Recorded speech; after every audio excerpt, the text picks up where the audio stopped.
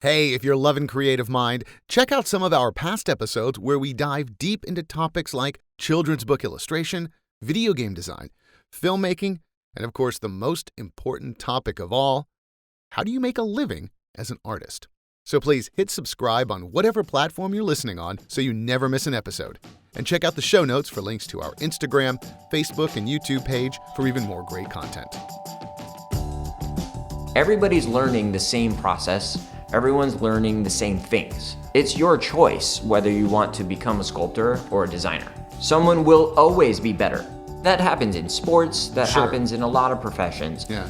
But what they're consistently telling you is not only do you have to be better all the time, you can never really be content with where you're at right then because everything around you is consistently changing. That is industrial designer Zach Calev. And on the next two episodes, dare I say, we venture into a masterclass on industrial design, or more on what it takes to call yourself an industrial designer. Not just someone who has the skills and watched a bunch of videos and has a website with a few designs posted up. That is not to say that that path is not valid, but Zach is going to give us the rundown on what it takes to really call yourself an industrial designer. That elevated level of quality, sustainability, and repeatability. It's that level where true professionals inhabit, and it's definitely a level above the DIYer. So, 2 episodes here. Take a listen to both and take some notes. Here's Zach Calev. So we're here in your Nashville home and studio where you are building a furniture design studio, but your background is more in cars and industrial design. Correct. What's the thread from cars to furniture? And I know sounds easy to you, but for most of us, industrial design is this big albatross that we don't understand. Yeah. For starters, I think that it's important to note that a lot of industrial designers and other creators are sort of misdirected in understanding what industrial design is and how to even find the industry in general and if they belong there. And a lot of people that are in grade school or high school that are good with their hands or able to visualize things a certain way, they're directed towards engineering. And a lot of industrial designers are failed engineers because they don't enjoy what engineering provides, which is not artistic whatsoever. Right, and engineering it's a lot of math. Right, or they're just misdirected mechanical engineers. And a lot of people, including myself, I'm Cal Poly alumni as well, San Luis Obispo for mechanical engineering. So it was originally space or just working with metallurgy and blueprints and numbers? No, it was wanting to design cars. Okay. Yeah, that was the intent. Okay. And that's what I mean is a lot of industrial designers that found their way to industrial design were misdirected engineers. Okay, so when you wanted to do cars, they just said, go there. Engineering is what you want to do if you want to design cars. And that couldn't be further from the truth? It's not that it's far from the truth because engineers, especially mechanical engineers, do design vehicles, but they design the function of the vehicles from a repeatability point of view, right? Safety, long-standing quality, and a lot of other things go into engineering an automobile or a product, but those things don't necessarily tie into the initial concept of usability or why the product's even being developed in the first place. We're going to kind of jump around a little bit, but you keyed on usability, and that is one of those, it seems like a more modern buzzword that we hear more and more, especially Silicon Valley, usability, UX, UI. For a lot of designers, it's already inherent usability, but thinking about usability for other people is relatively new, correct? I wouldn't say so. I think it's transitioning to a digital age when you mention UX or UI, but when I say usability, I'm literally mean how do you handle this product physically? And does it work for the person it's marketed to? Right? And that can vary a lot of ways. It can vary for male and female, old and young, right? And when I say old and young, I'm talking about someone that's in a retirement home, and I'm also talking about an infant, right? As far as product goes and usability. Are you designing the product to cater to or to appeal to the parents of the infant, right? The toy or whatever else you might be working on as an industrial designer? Or are you designing it from a usability point of view for the infant themselves only? Got it. Okay. Right? Does that need to appeal to the infant? No. Right? Sure. Of course it needs to appeal to the consumer who are the parents, but it has to function and be usable for the infant, right? And so the same thing goes the complete other side for an older person, right? Or a female or a male. And we use, in industrial design, we use body percentages, right? Size, shape, all those kinds of things for female and male. So gender and age can affect how we design something and how we develop it. And so from an industrial design point of view, you're looking conceptually at what is the purpose of this product and who needs to be able to use it easily. From an engineering point of view, the purpose of the product has already been dictated to the engineer. Okay, right? okay. So they're just given the prompt. Right. So the industrial designer is basically explaining to the engineer, here's the idea. Here's why we need it. Here is all the information on how I would like to develop it. Now can you please assist, right, in making this repeatable, functional, safe, producible, affordable? All these things come from the engineering side. Okay. Right? So the engineer, in theory, and this is not to poo-poo engineers, should not be designing per se. They're the ones that are taking the design and making it fit those parameters you mentioned. Correct. Okay. But that's where the line gets a little bit fuzzy, because depending on the type of project you're working on as an industrial designer, you might be working very closely with the engineer. And sometimes it flips where what you've done on paper, or even what you've done three-dimensionally on a clay model, or what we call hard model, which is anything besides clay, the engineer might be telling you, you simply do not have enough space in this box to do what you want to do, right? The technology doesn't exist, or from a safety point of view, you can't do that because the consumer that you're trying to reach will not be able to use it safely. Okay. Right? Okay. And so as an industrial designer, now the ball's back to you. Your challenge from the engineer is not necessarily to just scrap the whole thing and start over, but to take the concept that you propose to him, regenerate it to fit within the new guidelines that he's giving you. And that back and forth can be really frustrating, but it can also be really healthy, because if you do your job as an industrial designer, you're almost an inspirational cheerleader in a way for the engineer. Right? You're pushing them constantly to say, look, I think that those materials could be different. They could be lighter, so it doesn't weigh as much, and then maybe it's safer, right? Depending on the type of product you're developing, just being heavy might be unsafe. Okay. So, or let's say, oh, well, if you make a toy out of steel, like we used to in the 30s and 40s and 50s, yeah. It's not very safe anymore. Yeah. But if we make it out of plastic, it weighs less, which means you can get hurt less, maybe, right? It's easier to manufacture. It costs less, right? And you can also make what we call the packaging, which isn't how we present it on a shelf, but how we compile all the components inside the product. You can also... The guts of the toy, the guts of the toy can also be smaller, potentially, because we're using innovative manufacturing techniques, right? So that's just one example of how an engineer and industrial designer are different, but they have to be able to work together. Okay. And so the industrial design side is almost like has a veil in front of it. And if you don't know that industrial design exists, the recommendation and the fallback seems to always be engineering. When was that the case for you? Did you just not know industrial design was a thing? Very much like a number of people that I've spoken to in the past, and a lot of peers of mine too, a magazine. I saw it in a magazine. Okay. And I clipped out the page and What magazine was it? It was a design magazine Okay. of some type, Okay. long time ago. Okay. Probably, honestly, it was probably a car magazine. Okay. Like Hot Rod magazine or something I've like that. I've heard that from other people. Like I was looking through Motor Trend, Right. and this term industrial designer popped up. Right, exactly. And so you start looking at the industrial design programs and you are honestly a little bit confused at first because my background, my mom was interior designer for years when I was younger, and my dad was a dentist.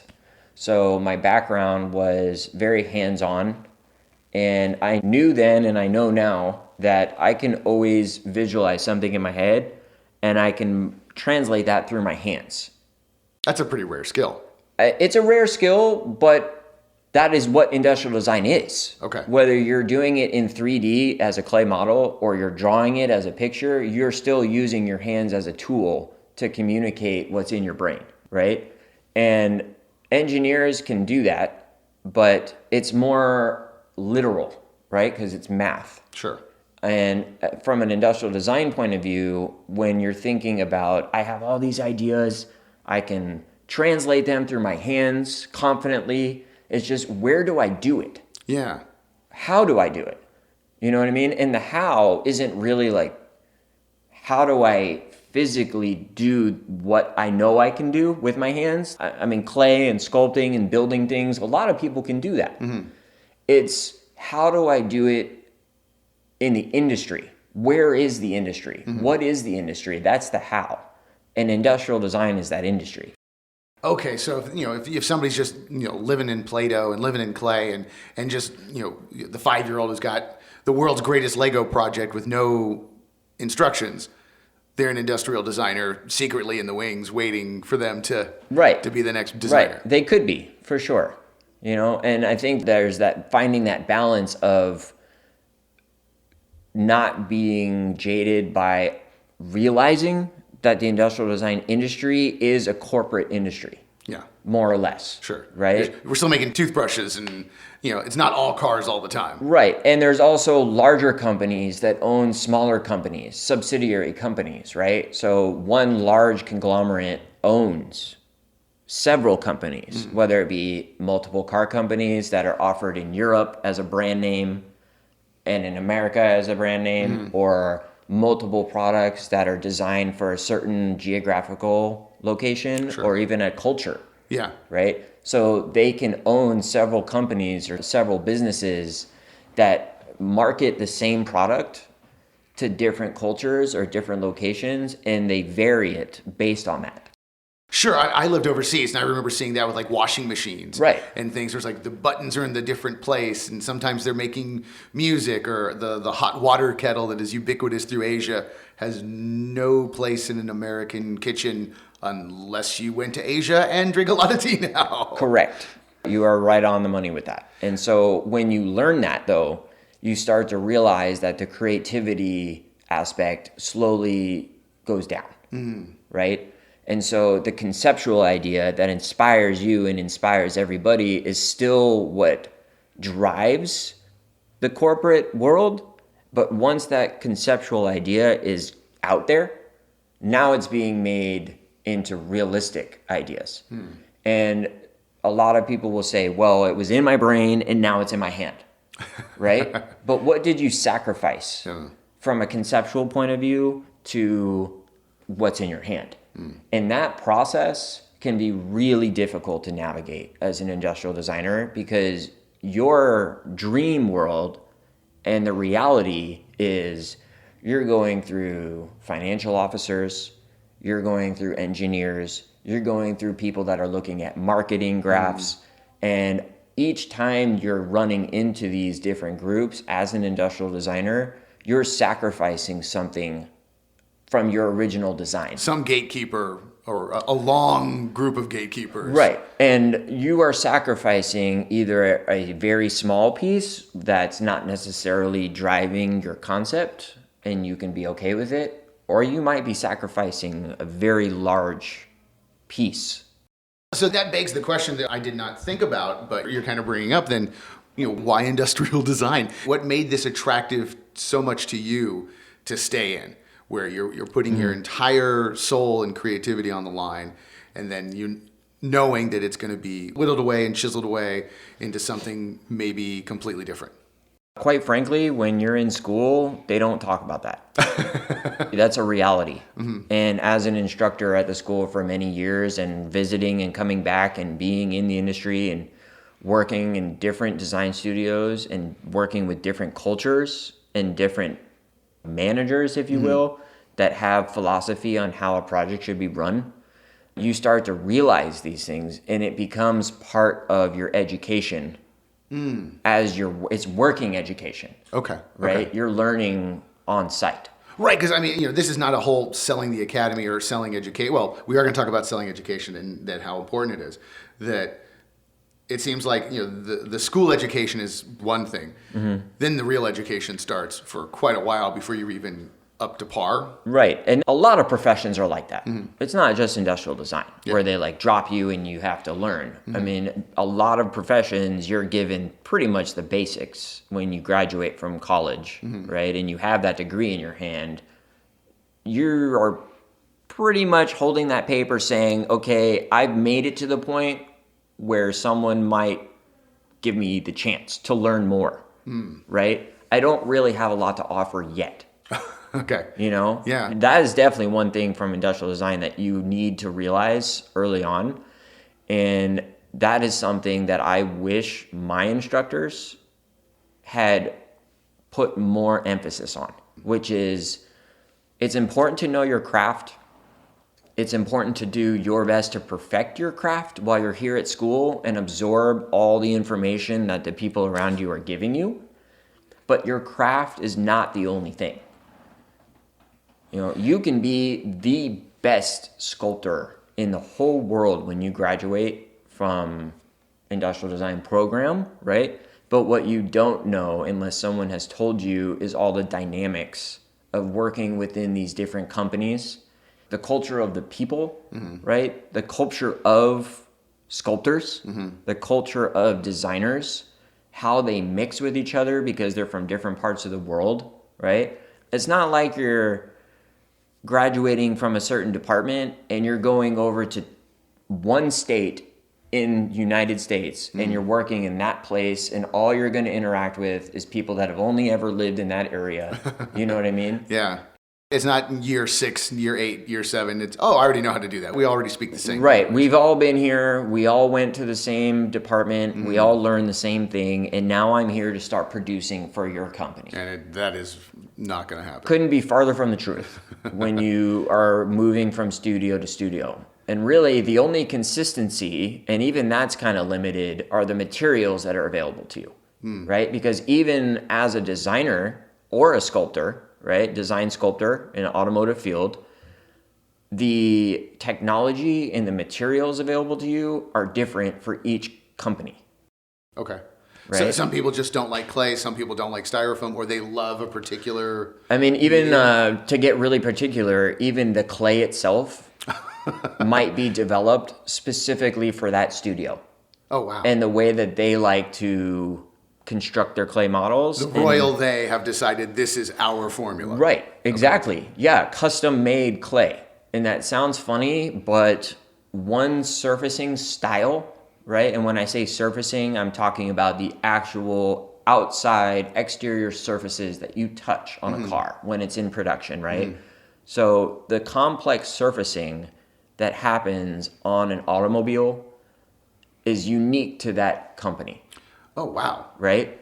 Every company has its own brand identity and who they represent and which people they represent, ideally. Sure. Right? It never is perfect. Yeah.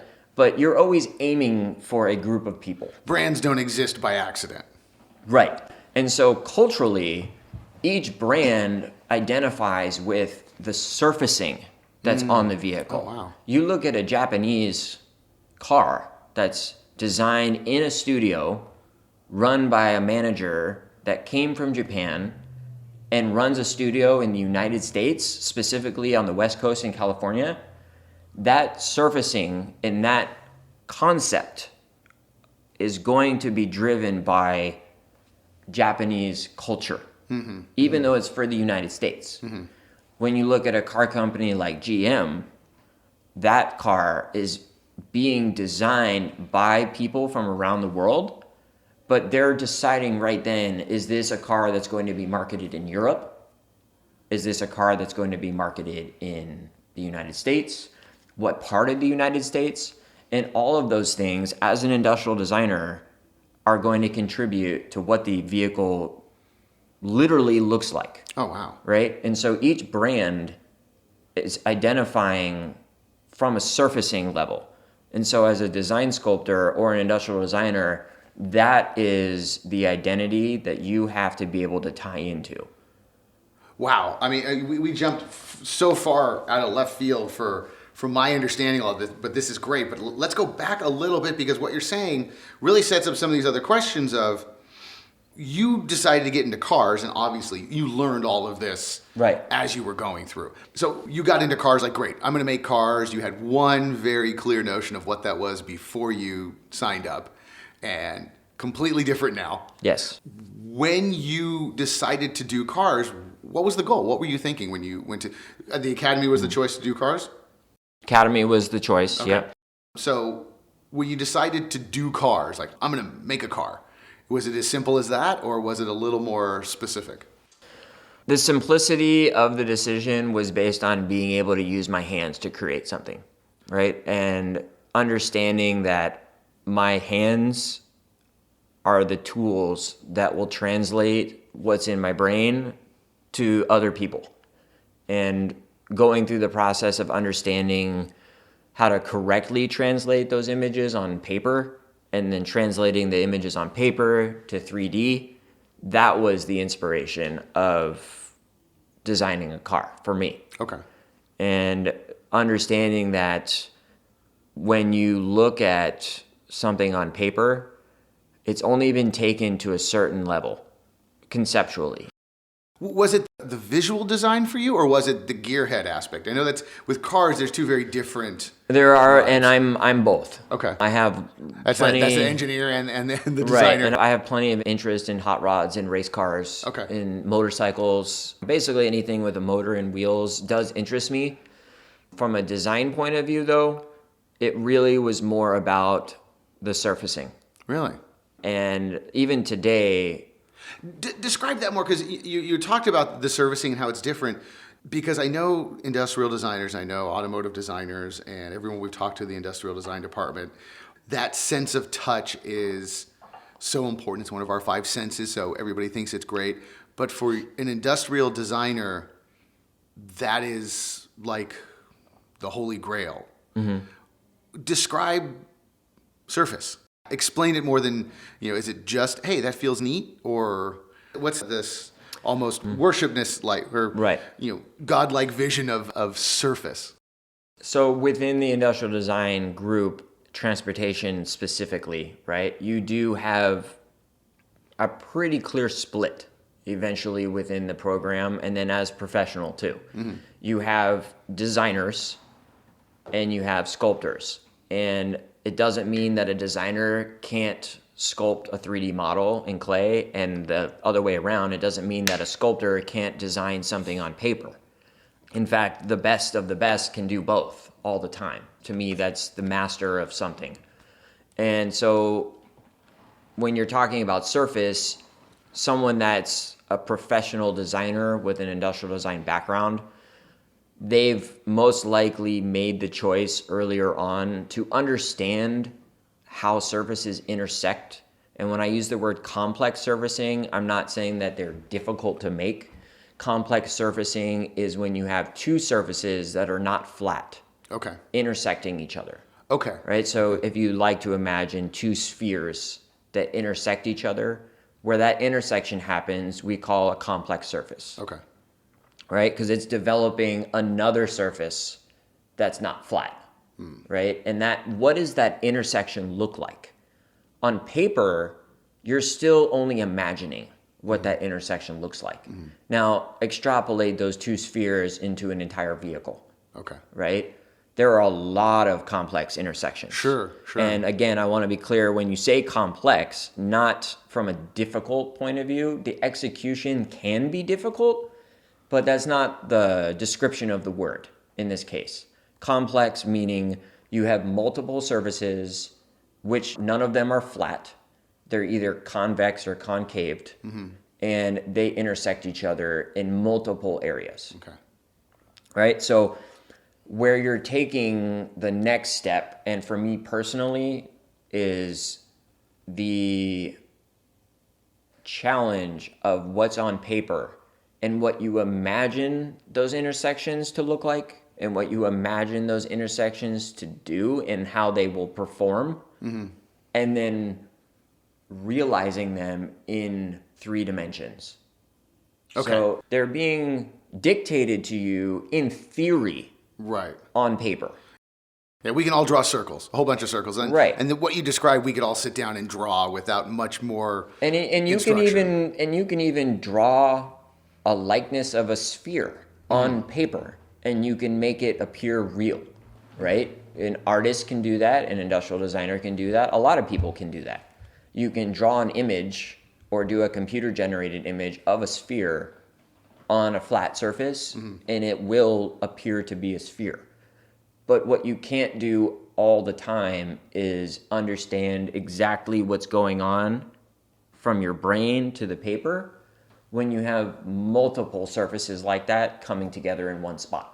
And sure, when you're talking about a car or any product, it's you're walking around it. I'm looking around your house, looking at things that are spheres. It's like, oh yeah, the light wraps around this way, and this thing looks like this, and this is pretty here, and not so pretty there, or it's going to be pretty in a different way. Okay, I think that makes a clearer understanding of when you say surface. Right, and so this complex surfacing that I'm describing, it's a sensory type thing that designers can pick up on, and they can understand. If you've done your job as a sculptor, the designer is now getting more information about what he's trying to create, right? So he can only take it so far if he's limited to a flat screen or a flat piece of paper.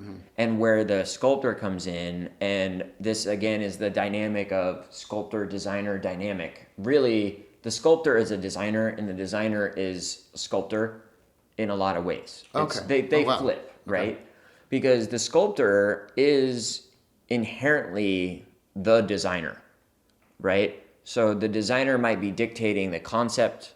They might be dictating why we're doing it and when we're doing it and for who we're creating this product for.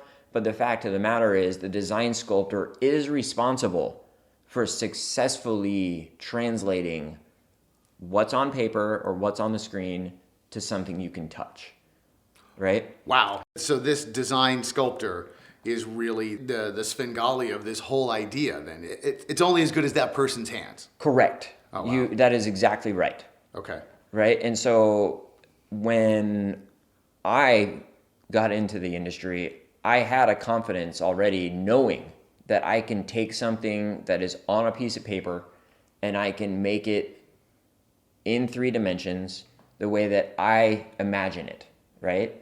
Now you take someone else's imagination that's on paper, they can only go so far. Even if they know what they want, you can still only take that imagination so far in 2 dimensions, right? And so if you are able to provide the skills, you are almost working as kind of a tool to the designer, right? To take his dream or his creation and develop it in the next stage. Sculpting, doing the model is not the end all be all. It's just the next step in the process. That's the step that you can't skip. Right. It's a big step, right? And a lot of car companies have tried to skip it, right? And done pretty bad job, right, of doing that. But yeah, so you said, it could be skipped, but not skipped. And it's been tried and it's failed miserably. When someone's trying to learn to be a sculptor, what does that take? I mean, for you, I'm sure, it wasn't easy. I mean, you had some, the desire and the basic concept. But what are you trying to learn that's different from hey, I can make something in clay, or I can play with something, and hey, I made something. I watched a YouTube video. I'm a maker now, and I can make something, and I follow directions and put a little flourish on it. It's good to an actual design sculptor. You're working, it's your job to be a creator and be creative and push the limits of someone that's been giving you guidelines. But the fact is, you need to be disciplined enough to understand that there are limitations, right? A sculptor, an artistic sculptor, right, that's sculpting a human has to understand that if it's not the correct proportions, it will not look like a human being, right? As opposed to someone that is doing art or sculpture, right, that is interpretive, if you will, or more exploratory in understanding how the materials can be manipulated, right, and doesn't necessarily have an end goal. Okay. And I don't mean that in a bad way, but you're not working towards something. Sure. I mean, a lot of art is the process is the art. I got to a point I'm content with. Right. Where industrial design is, I don't think anyone's content with your circle toothbrush or five-wheeled car. And so as a design sculptor and a designer in the industrial design industry, whether it's a transportation related design or a product design or anything, to be honest, you are always working within a limitation. And designers and artists don't like that. Absolutely not, no. You know, but that's the discipline that you're actually learning along the way, especially while you're in your classes and you're being taught what industrial design is. Along the way, you're being consistently reminded that someone has to be able to sit in the car. I'm not joking. No, I laugh, and I think I talked with Antonio about this. And we're in Nashville. Normally, we do this in San Francisco, and I'm in not my car, which I worked very hard to choose, and my wife worked very hard to choose. And we had an Audi because it fit her and it fit me. And we test drove a bunch of cars. And some cars, as soon as I sat down, I'm like, I'm not buying this car. Yeah. I don't care if it makes milkshakes. I can't physically drive this car comfortably. Yeah. And the car I have today drives like a three-legged dog. But that makes total sense where some people are like, well, it looks cool. But so what? And that's the struggle as a student, but it's also the struggle as a professional. You are consistently told as a student while you're learning the craft of industrial design, whether you're planning on being a designer per se, where you're going to be conceptualizing and doing things on paper, or you're working to be a sculptor, right? You're still leaving with the industrial design education, right? You are learning, everybody's learning the same process. Everyone's learning the same things. It's your choice whether you want to become a sculptor or a designer. But you're given the same box of skill sets, right? And so when you leave, you've been told the whole time that these skills you're developing will never be the pinnacle of your skills. Someone will always be better. Yeah. And that happens in sports, that Sure. happens in a lot of professions. Yeah. But what they're consistently telling you is not only do you have to be better all the time, you can never really be content with where you're at right then because everything around you is consistently changing. Right. So the fact that you're content with your design, the materials you've chosen, the size of your product, all these different things is pretty much old news by the time it gets to the consumer. Okay. You know? Yeah. So it really is that we also joke, well, everything's 10 years old and obsolete by the time we get it anyway. Right. Okay. It is truth, and in the automotive industry, it's probably the most truth because automobiles take the longest to develop. All the safety standards, all the regulations that go into an automobile for the US market versus a European market and how they manage that really pulls the timeline a lot. Okay. On a transportation related vehicle compared to, as you mentioned, a toothbrush, right? Now, there might be some ADA things and some other hazards that they have to go through, type of plastics they're using, those kinds of things. But that development process is quite a bit shorter. So you might not be using an obsolete toothbrush. Right.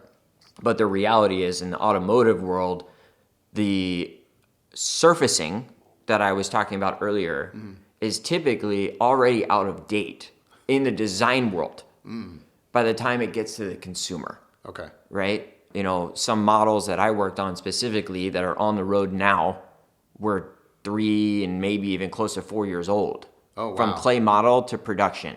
Wow. That does seem ancient when you look at cars now. Every year it's tweaked and sometimes totally different. That Right. Really, 5 years ago, you were like, I know that. I'm 10 years ahead of you now. Yeah. There are many, many cars, Volkswagen Group, Tesla, Honda, that I worked on that, you know, you see it on the road and you're like, oh yeah, I remember that. You know? It didn't quite look as good as I hoped. Oh well. Right. And it also depends, as a sculptor and a designer for that matter, what part of the process you're being employed to work on. Because you could be in a conceptual studio where all you're doing is generating ideas that are going to be reinvigorating or reimagining what the brand is. Okay. Or reimagining or rethinking what the brand can be. There's those kinds of studios, right? And those are the ones that, honestly, that's kind of a dream. Sure. Everyone wants to be in those ones as a creator, right? But then the reality is there are the studios that just do the bumpers. Right. You know? Sure. And it's like, okay, well, the 2016 model needs what we call a facelift. Yeah. Right? So team B, you're on front bumper, and team D, you're on back bumper, and that is your job for 8 months. Oh, wow. As a designer and a sculptor. Right? And that can be your reality, and that can be a little depressing. Yeah, as you know, somebody older, and a lot of the times what we're talking about, you know, specifically with this podcast is, hey, your career's going to change. It's going to be not exciting sometimes. It's going to be the most amazing thing ever. It's going to go up. You're going to get fired. And yeah, designing bumpers for a year does seem the least exciting, but it is crucial. Absolutely crucial. It's the identity of the brand, and the consumer needs to believe that you're consistently thinking about how you're improving the product, right? Does it need a new bumper? No. Right. It doesn't need a new bumper. The bumper that came off, it probably passed government standards. Safety's fine. The quality's probably fine. But it's like, why do we develop new colors? Right. Right? A white car is fine. Yeah. Right? But every year, it's like, oh, well, here's the 2020 color line. Yeah. You know, and it's because consumers want to believe that each year you are investing in something that is improved somehow, right? And a lot of companies, their philosophy is exactly that. Let's start with a blank piece of paper, right? And we'll start, and that blank piece of paper, it still works, just the way it is. Sure. But we'll start adding all these little pictures to it over time, and it will slowly become a blank piece of paper that will become a collage of a bunch of other things. And 10 years from now, we're still at the platform that we started with, but now we've just kind of led people to believe that we're reinventing, when really it's just update after update after update. Yeah, it's like the school did a big project with Subaru, and it seems like Subaru doesn't change, and they kind of even admitted, like, we're not making anything new now. We're good. Yeah. It's just our consumer has very much dictated something they like, so now we have to... That green is not the green. They want a more forest green, but the redwood forest green on a July afternoon green. Yeah. Is that exciting as a designer, or is it annoying, or is it both? I think when you start looking at specialties, it becomes exciting. Okay. For instance, a color and trim designer, which is not an industrial designer, but can be in the industrial design field. Okay. Right? They might find that exciting. Right? An industrial designer that likes drawing pictures of cars probably wants to off himself. You know, if they're being pulled into a meeting to talk about which color green we want to try and market on the vehicle that hasn't even been designed yet. And believe me, this happens. Oh, I can imagine. They're talking about color offerings for a vehicle that's conceptual. And you're like, let's just think about the big picture first, you know? And that goes back to company culture. And I think coming full circle, talking about production studios versus blue sky studios, right? It all kind of leads to realizing at some point in your career that you want to move on and continue to have the ability to be creative no matter what you're trying to achieve, or you have to realize one of two things. One, you're going to be a sculptor or a designer because that's what you love doing, right? But you will be sculpting clay forever. Right? The designs will change, the surfacing will change as time changes, right? And as cultures change and everything around you changes, all of that will keep changing. But the fact of the matter is, your skill sets will always be the same. Okay. Which is, you are there to use your hands and translate someone else's idea to clay. Okay. Right? For some people, that is a dream job. For me, when I've had good collaborations with designers, it's been the most exciting time in my career. And having those collaborations in a studio and trusting, a lot of it's built on trust. And a designer needs to trust that the clay modeler has best intentions to support them and their team. And the sculptor needs to understand that the designer is ultimately the one that's selling the vision to the higher up managers. Okay. Right? And so having been a part of the sales, if you will, to the high up managers, you start to realize that as a project lead, a sculptor project lead and a design project lead, they're a team. They're not separate. And the end goal is to sell the concept, right? And so when you work well together, it's probably the best time you could ever have in a design studio or in a development setting whatsoever. But when you don't work well together, it can be probably one of the most depressing moments of a professional career. How do you deal with that? Because I think, a lot of art school careers are very freelance. If you're an illustrator, you're working freelance. If you're a painter, the lowest common denominator idea of art school is, I'm a painter and an illustrator, I'm drawing pictures. That's freelance. That's a one-off job. But a lot of industrial design, a lot of video game design, a lot of the 3D design, and the more technical-based, computer-based, more modern things, you're part of a whole crew and you're part of the system. Yeah, a very large one. How do you deal with that as a designer, both starting out and then later on in your career when you're like, okay, this just makes me want to gouge my eyes out? As a designer, and because I am on both sides of it professionally, design and sculpting, as a designer, your ability to identify with the brand that you're working for can really motivate you a lot. To me, if you're taking a job with a brand that you don't identify with somehow, you're not going to be successful in that position. Even if it really is like, oh, I need the money, I have to work, whatever it is, it's going to be really short-lived. Because it's not that you can't produce quality work. It's just your work won't be to the quality that you're capable of producing because you don't identify with what the brand is trying to do.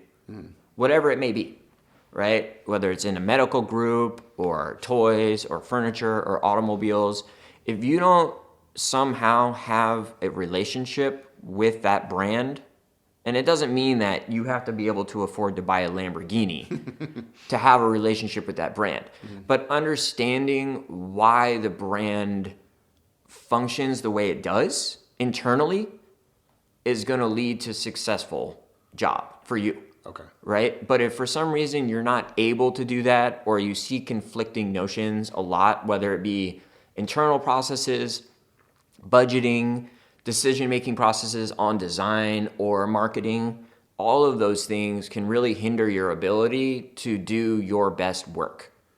And my point of view on that has always been, if you fall in that category as a designer or a sculptor, it's time for you to look for another job. Can you tell when somebody was not a happy toy designer when you see their toy? You could tell based on how much energy they were able to show in their physicality while presenting it, and then also their excitement about the brand representing their idea, right? So you can really see from someone's, I mean, maybe today it's different because of COVID, but in a design studio, you can really pick up on someone's body language and energy during a presentation, right? And how much they tap into the model, right? So I know we're on mic here, we're not on screen, but I always tell my students, your model is a tool. It's a sales tool. You need to be referencing the model, physically showing your energy going towards the model, right? You want everyone else having their energy looking at the model. They don't need to be looking at you.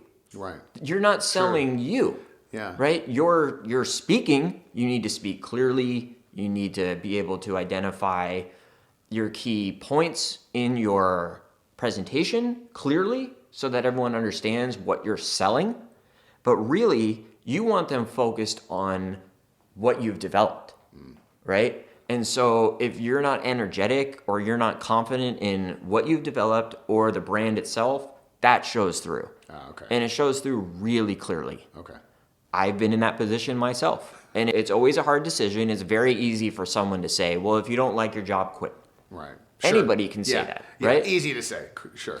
But the fact of the matter is, when you break down that barrier of fear, right? And you realize that your capabilities are not being fully realized because you're not allowing yourself to do that, because you don't align with the brand you work for, and you get past that and you do move on and you get the next job, all of a sudden you're going to realize that you're doing things that you imagined maybe you could do, but they come naturally, right? Because you're inspired by the brand that you're working for, or you're inspired by the development process, or you're inspired by the culture even, And I've worked for car companies that work solely in the US, but there's a lot of employees that are not American. So you get, infused by that culture. I've worked for a German company, I've worked for a Japanese company, and culture has a very, very heavy influence on how things are done, right? And if you can't fit into that culture somehow, that might make you unhappy too. And a lot of processes, some cultures, they're very, if you want to use the term artistic about it, they are very artistic about it. It's very fluid, right? Some cultures and some companies, it's you do step 1, step 2, step 3, and you don't skip a step, right? And that can also be a struggle for some people, especially people that are a little bit more artistic and less mathematical, And as an industrial designer, you have to decide how much you're actually kind of willing to deal with, and what are your own personal limitations, and if those are being met, when do you move on? So there you have it, some great advice and a great story. And I hope you took some notes, because if you've ever dreamed about a career in art and design, more and more art and design career opportunities are on the rise, and employers are on the hunt for the next generation of talented and, of course, skilled creative professionals. Here at Academy of Art University, you will get those work-ready skills that employers want. You can study on-site in downtown San Francisco and, of course, anywhere in the world with our online programs. To request info about our 40-plus areas of study in art and design, including game development, industrial design, illustration, and fine art, just visit our website at academyart.edu/creativemind. My name is Bobby Brill. Thanks for listening.